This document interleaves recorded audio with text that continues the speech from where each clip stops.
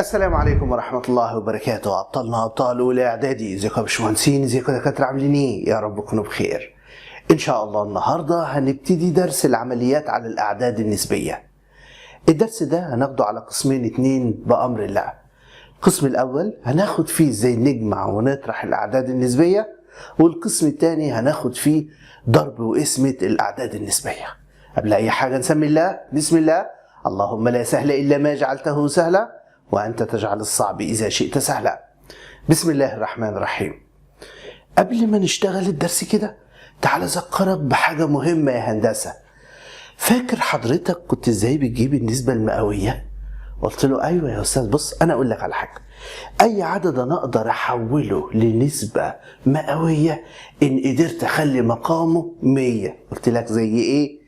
قلت لي يا أبو حميد بص حضرتك، أنا لو معايا نص كده الاتنين اضربها في كام عشان تبقى 100؟ قلت له اشمعنى الاتنين؟ قال لي هندسه ده كسر. حلو حلو، ده اسمه بسط وده اسمه مقام. لازم نخلي المقام يعني العدد اللي تحت ده قيمته 100. الاتنين تضربها في كام عشان تكون 100؟ يا استاذ اضربها في 50. برافو عليك. الراجل قال لك بقى في الاعداد النسبيه يعني الكسور لازم يا باشمهندس تضرب فوق وتحت في نفس الرقم. ما ينفعش تضرب تحت بس وما ينفعش تضرب فوق بس. نثبت راسنا كده. اي عدد نسبي اللي هو كسر، العدد النسبي اسمه كسر.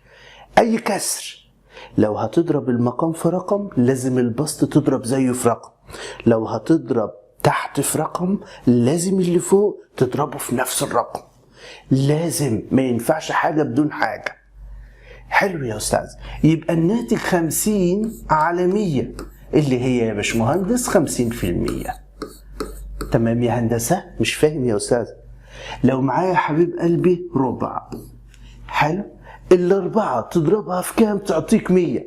لو أنت مش عارف هات آلتك الحاسبة الظريفة كده واكتب يا باشمهندس 100 على 4، هتديك الرقم اللي هتضربه فوق وتحت. يبقى انا هضرب هنا في 25 وفوق في 25 زيها، ده لازم. خلاص يبقى الناتج يا استاذ 25 على 100. حلو، اللي هي 25%. اما واحد تاني قال ايه؟ ابو حميد. قلت له ايوه يا حبيبي. قال لي يا ابو حميد ما انا لو كتبت 1 على 4 على الآلة الحاسبة هيطلع 25 من 100، يعني بعد الفاصلة في 25 يبقى هي 25%. انت صح، بس الخطوات مهمة، احنا محتاجين الخطوات في الاختبار هيحاسبني عليها. ركز يا هندسة. تمام. لو انا جيت قلت لك حبيبي ايوه يا استاذ معايا خمس، ده اللي هو كام في المية؟ قلت لي يا استاذ اضرب الخمسة في كام تديني 100. طيب انا اجيب 100 اقسمها على 5، 100 على 5 فيها 20. اللي ما بيعرفوش يقسموا اهي هندسة. 10 فيها كام؟ 5 فيها 2 والصفر ينزل. يبقى هنضرب فوق وتحت يا استاذ في 20. برافو عليك. كده في 20 وكده في 20، يبقى الناتج طلع 20 على 100 اللي هي كام يا حبيب قلبي؟ 20% يا استاذ. برافو عليك. يلا واثق فيك. انا عاوز 7 على 10.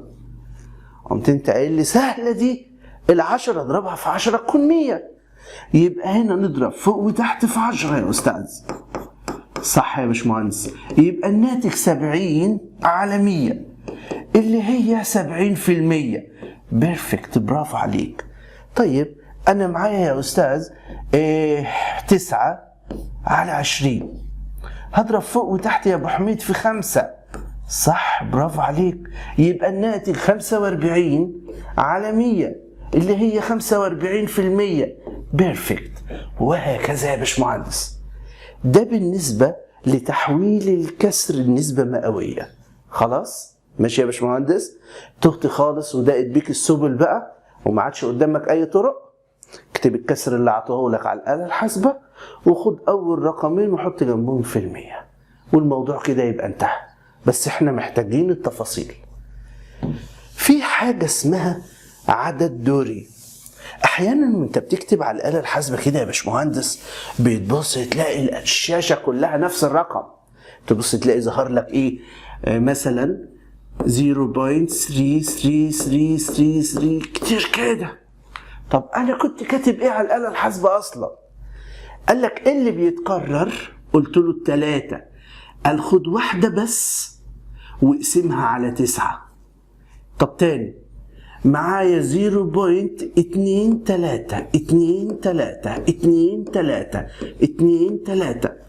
ايه اللي بيتكرر؟ اللي بيتكرر يا استاذ 23، كل رقم منهم يتقسم على 9. طيب 0.123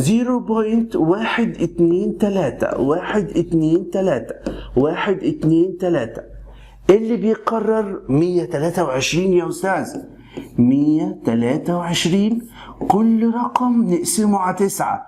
4 أرقام كل رقم نقسمه على 9، 5 أرقام كل رقم نقسمه على 9.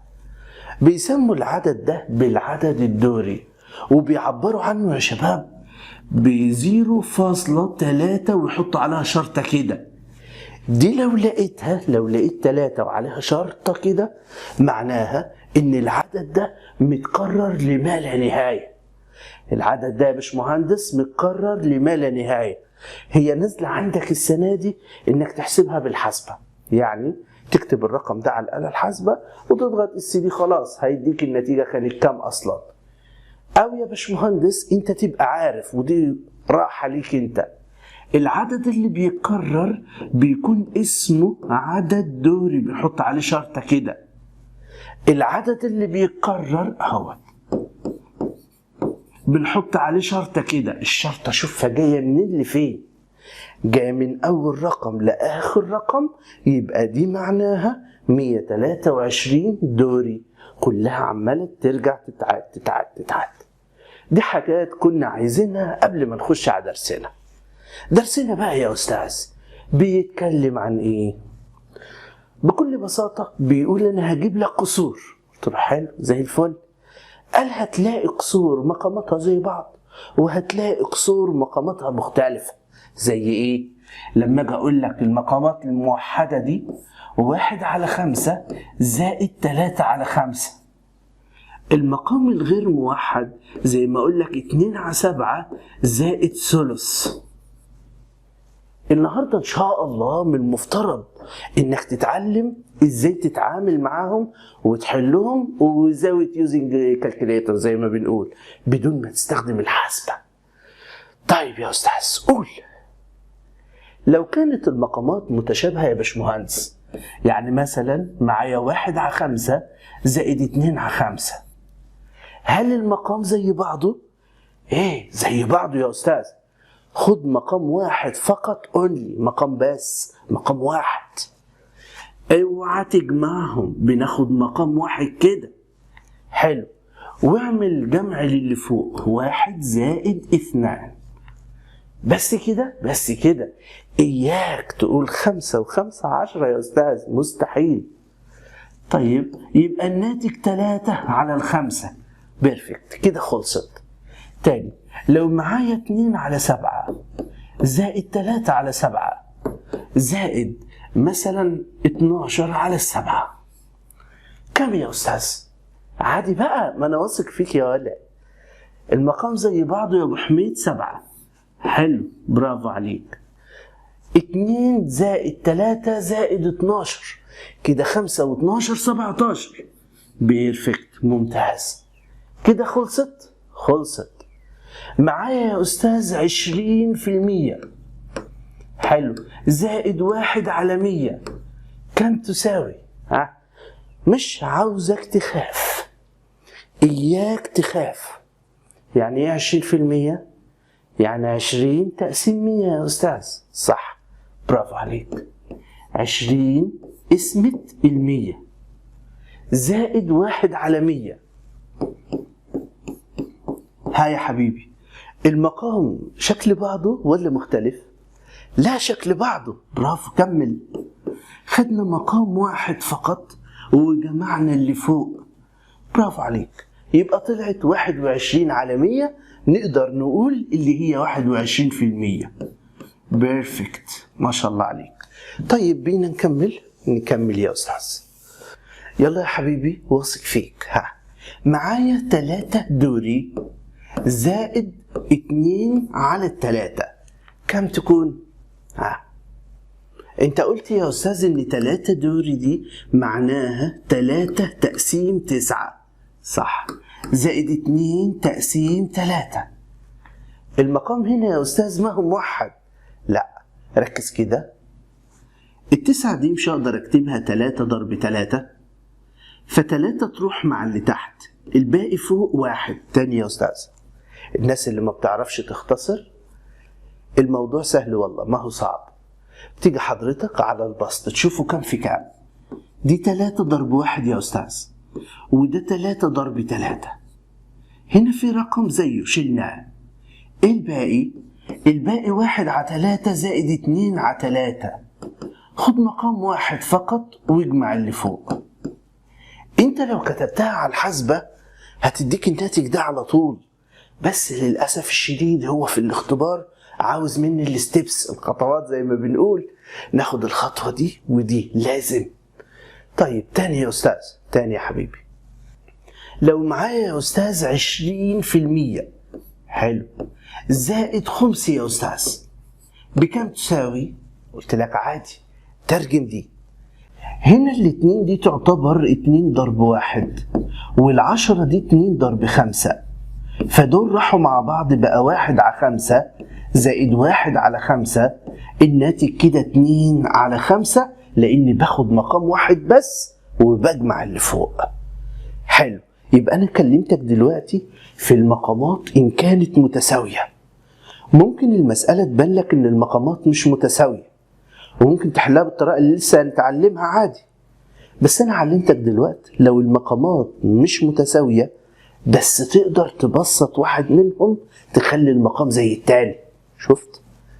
المقامات يا أستاذ هنا جاية غير متساوية، فأنا لما ترجمت المسألة وبسطتها لقيت المقامات بقت متساوية.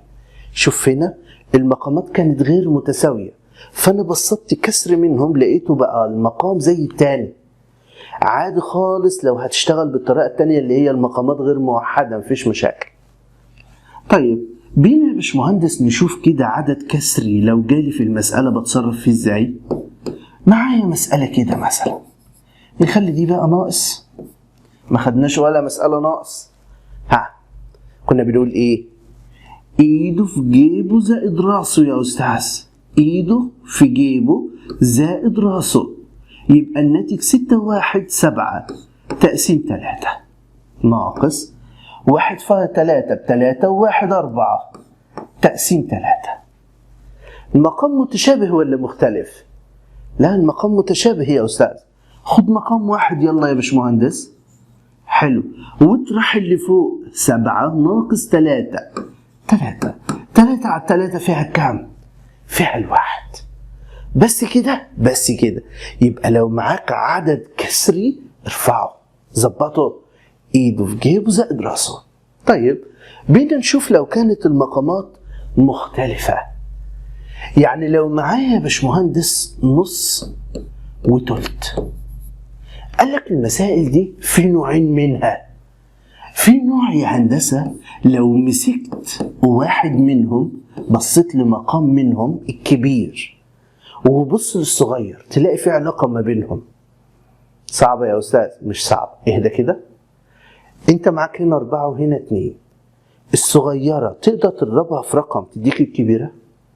ايوه، دي لو ضربتها في 2 حلو، يبقى انت ممكن توحد المقام هنا بضرب كسر واحد بس في رقم، يبقى 2 على 4 زائد 1 على 4 بقت مسألة فاكسة خالص، اللي هي بناخد مقام 1 ونجمع اللي فوق. طب يا أستاذ إن كانت مختلفة زي دي كده، يعني مستحيل أخلي 3 زي 2 أو 2 زي 3، أعمل إيه؟ قالك في الحالة دي هندسة الطريق مرة بسيط، تمسك 3 دي تضربها في الكسر ده فوق وتحت. شوف يا باشمهندس، ادي النص اهو، مسكت 3 دي ضربتها هنا فوق وتحت، زائد الاتنين ده اهي اضربها في الكسر ده فوق وتحت كده. انت شفت انا عملت ايه يا حبيبي؟ تاني يا استاذ تاني.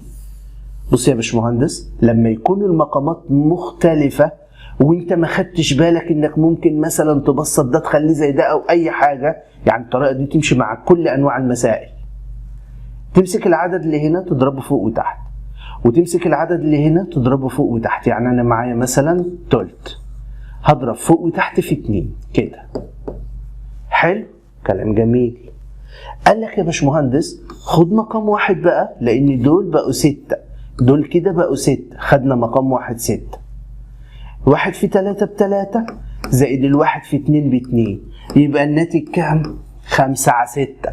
برافو عليك. بينا نتدرب اكتر يا علاء، انا واثق فيك. قول يا ابو حميد قول. بص يا حبيبي، انا هجيب لك مسألة كيوت زيك.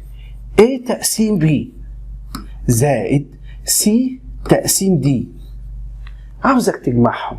انت قايل لي يا طنط شكرميشن يا استاذ، المقام مش زي بعضه خالص، وبعدين ايه ده؟ انت جايب لي A وB وC وحاجات من دي؟ امال ما انت عمال ماسك لي الآلة الحاسبة من الصبح، ازاي تحل بدون آلة حاسبة؟ يا استاذ انت قلت دلوقتي ان انا معايا A على B صح؟ الرقم اللي هنا بضربه فوق وتحت هنا، والرقم اللي هنا بضربه فوق وتحت هنا. قلت لك ايوه، يبقى هنا ضرب دي زائد، وهنا هيكون ضرب بي. حلو،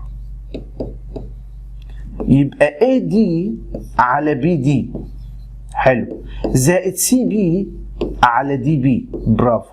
هاخد مقام دي بي واحد، واقدر اجمع اللي فوق اللي هو اي دي زائد سي دي. ممتاز، بيرفكت، برافو عليك. هو كده الطالب المجتهد لازم يلاقي صعوبات ويتغلب عليها. يلا تاني يا استاذ. معايا تلت زائد ربع يا استاذ. تصرف ازاي؟ ما خلاص بقى الموضوع فاكس بقى. هنمسك الاربعة دي نضربها فوق وتحت كده، ونمسك التلاتة نضربها فوق وتحت كده، يبقى 4 على 12 زائد 3 على 12، هناخد مقام واحد اللي هو 12، ونجمع اللي فوق صاروا 7. بس خلاص احنا هنعزق فيها. طيب معايا 1 على اكس زائد 1 على واي. ها انت هنضرب هنا في واي، حلو ممتاز، وهنضرب هنا في اكس. بيرفكت، ما شاء الله عليك. يبقى واي تقسيم اكس واي زائد اكس تقسيم اكس واي. هناخد اكس واي يا استاذ. برافو. نجمع اللي فوق واي زائد اكس. ممتاز، برافو عليك. خلصت انتهت. جا بيقول يا استاذ ان كانت الاي بتلت والبي بخمس، انا عاوز A زائد B. قلت له عادي. ايه اللي حصل يعني؟ انت جيت في جمل. ادي الثلث يا استاذ وادي الخمس، هضرب هنا فوق وتحت في 5، واضرب هنا فوق وتحت في 3، يبقى الناتج 5 على 15 زائد 3 تقسيم 15، يبقى الناتج 8 تقسيم 15. برافو عليك، ممتاز. طيب يلا يا استاذ، إن كان إكس زائد واي قيمتهم ب5 وإكس في واي قيمتهم بتساوي 10، أنا عاوز منك 1 على إكس زائد 1 على واي. قلت لي أنت بت يا أستاذ. يلا يا حبيبي واثق فيك. هنضرب هنا يا أستاذ في واي. بيرفكت، ما شاء الله عليك. ونضرب هنا في إكس. حلو، ما شاء الله عليك. يبقى هنا فوق واي على إكس واي زائد اكس على اكس واي. برافو. هناخد اكس واي واحدة في المقام. كويس. واي زائد اكس فوق صح، او اكس زائد واي عادي. في الجمع عملية إبدالية عادي. اكس زائد واي هي واي زائد اكس. اكس زائد واي حضرتك قلت ب5 صح، واكس واي قيمتها ب10 صح. نقدر نبسط. 5 دي 1 ضرب 5 صح، وال10 دي 2 ضرب 5 صح. شيل 5 مع 5 يبقى الناتج نصف. يا انت ده عبقري ولا. خلاص يا باشمهندس، عملية الجمع مغلقة، يعني لما تجمع عدد نسبي مع عدد نسبي يديك عدد نسبي. إبدال بدل في الجمع عادي، نص زائد تلت هي تلت زائد نص. الدمج عايز تجمع، كان معاك 3 وعاوز تجمع كل 2 مع بعض وتبدل ما بينهم عادي.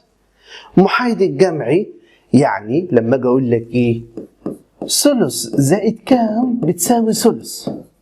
انت قلت لي زائد صفر، يبقى المحايد الجمعي هو الصفر. المعكوسي الجمعي، المعكوسي الجمعي يا هندسة بنغير إشارة العدد. يعني لو معي ثلث، ركز بقى هنا، ركز في المعكوس الجمعي ده. لو معايا تلت معكوسه الجمعي سالب تلت. لو معايا مطلق سالب تلت، لازم يا هندسة تصفي المطلق، ده طلع تلت. هات بقى معكوسه الجمعي أو نظيره الجمعي زي ما تسميه تلت يا أستاذ. ركز، لو معايا 2 على 5 هنا سالب وهنا سالب، لازم تضبط السؤال الأول، سالب على السالب فهالموجب. حلو، بعد كده تجيب له معكوس جمعي يبقى سالب 2 على 5. يبقى المعكوس الجمعي بكل بساطة تغيير إشارة الكسر. بس لما باجي أغير الإشارة أتأكد إن ظبطت الكسر الأول. يعني لو كان في تصفية إشارات أصفيها زي دي كده، تمام؟ لما نيجي نحط الإشارة السالب في الكسر يا شباب لها مكانين. يعني تخيل إن أنا معايا تلت، عايز أجيب له نظيره أو معكوسه الجمعي، أعمل إيه؟ قال لك غير إشارة، لا إما سالب 1 على 3 لا إما تكتب سالب قدام الكسر كده. دول المكانين اللي تقدر تكتب فيهم، ما تقدرش تكتب في مكان تاني. حلو كده؟ حلو. في الطرح نفس الخصائص. للإغلاق ماشي، أي عدد نسبة أطرحه من عدد نسبي هيديني نسبي، بس ما ينفعش أبدل ولا ينفع أدمج. يلا يا هندسة عايزين نجمع الأسئلة دي مع بعض كده. السؤال الأول المقام 1، صح كده؟ صح، ناخد مقام 1 ونجمع اللي فوق. طيب السؤال الثاني، لا دي 3 دوري يعني 3 على 9. حلو، 1.3 يعني 13 على 10. دي معناها كويس. عاوز تبسط دي، تمام، ما انتش فاكر التبسيط عادي بقى، هنضرب هنا فوق وتحت في 10، 3 في 10 ب30 على 90، زائد هنا هنضرب فوق وتحت في 9، 13 في 9 ب117 على 90، يبقى الناتج 147 على 90. بس كده وتلخص نفسك. 60% زائد 3 على 10، 60% يعني 60 على 100 زائد 3 على 10 ناقص 14 على 100. طيب واخد بالك يا هندسة إن المقام ده هو اللي مختلف عنهم؟ فأنا ممكن أضربه فوق وتحت في 10 كده، صح؟ كده المقام 60 على 100 30 على 100 14 على 100. أقدر أجمع عادي ولا لأ؟ أقدر. 60 زائد 30 90، 90 ناقص 14 76، يبقى الناتج 76 على 100. حلو. طب بينا نشوف الأسئلة التانية. نستخدم يا أستاذ الإبدال. يعني إيه؟ يعني هجيب دي مع اللي زيها ودي مع اللي زيها، فاستخدمنا هنا يا شباب الإبدال كده.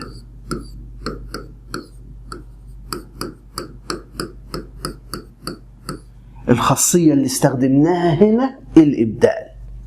يلا نقدر ندمج. يلا يا أستاذ، أدي 7 وفوق 7، حلو، وهنا 4 وفوق 4، صح.